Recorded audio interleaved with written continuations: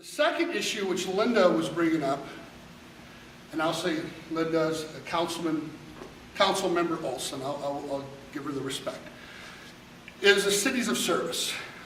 The cities of service came from the Serve America Act, signed by President Barack Obama in 2009, I believe. Yeah, March, somewhere around there.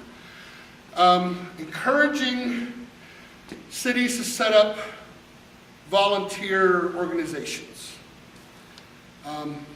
Sounds good. I am 100% for people serving their community. I believe the city should make every opportunity possible for people to serve that want to. Did you know, how many of you know that boards and commissions are coming up in a few weeks? How many of you know that you should apply right now? You know because I've been on you. For some reason, that information is very difficult to get if you don't know where to find it. If I go to the city website right now, you won't know that you should be in that process right now. Our citizen talks about when the interviews are, but we're not good at the process of telling people, well, how do you volunteer now? And I bring that up because there are a lot of service opportunities that we as a city should work on now to make sure that people have the opportunity. We should also have on our website and the other literature information on how to serve on other nonprofits or groups that were. How many of you knew that the county needed people to serve on boards? I've never heard that before. I've lived in this county 23 years. It's the first time I ever heard that the county. So great information, but it's almost you have to know who to know that there's something you should know. Wow, I won't say that again. So why I am against the cities of services, there's a declaration page which concerns me. The declaration page says that the mayor will harness and focus the energies of its citizens.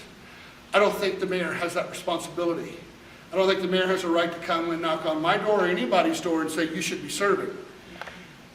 I do agree that the mayor should be providing, and the council should be, and the city should be providing avenues to where we know what's available.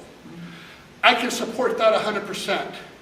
And someone said, but it's just a declaration. It's just a declaration. It really doesn't mean anything. And my retort back, if it means nothing, then let's not do it. Okay, why are we pushing this? What is the motivation behind this? If we're saying we should help people be more engaged, I'm 100%. Let's work on that. We don't need this declaration. So there's a lot more information. If you go to the news tab of my website, englewoodcitizen.com, you can read more about that. I don't want to spend too much time on it. I feel like I've beat the drum to death on this one. June 7th, it will be brought back up at council. That issue is coming back up for sure. And we'll see where we go. What I did offer back is I will sit with Ms. Olson and I will write up a declaration that I believe that the citizens of our city would be proud to have as a declaration. That whether you're conservative, liberal, Republican, libertarian, Democrat, unaffiliated, that everybody can look and say, this seems acceptable. I had some problem with the extreme partisan part of that, and we as a city, we should be promoting nonpartisan or bipartisan. We shouldn't be pushing one party's agenda over another. I don't think that's right. We all have partisan feelings, but our city should not be pushing any of those on our city. We should be bringing a neutral, well-balanced, well thought out, and I've already written up a bunch that I think would be great.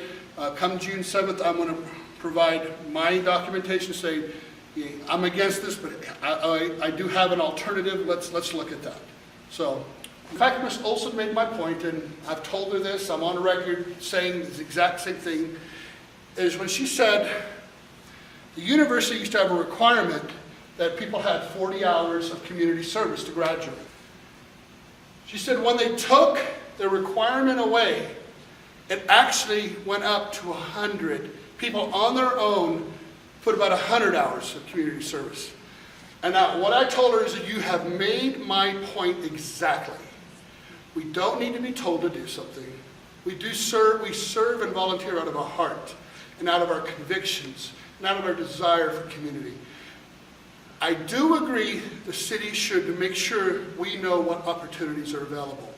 And if what comes out of this is we have a better system for letting people know, then this is a good thing. And that's where I'm hoping.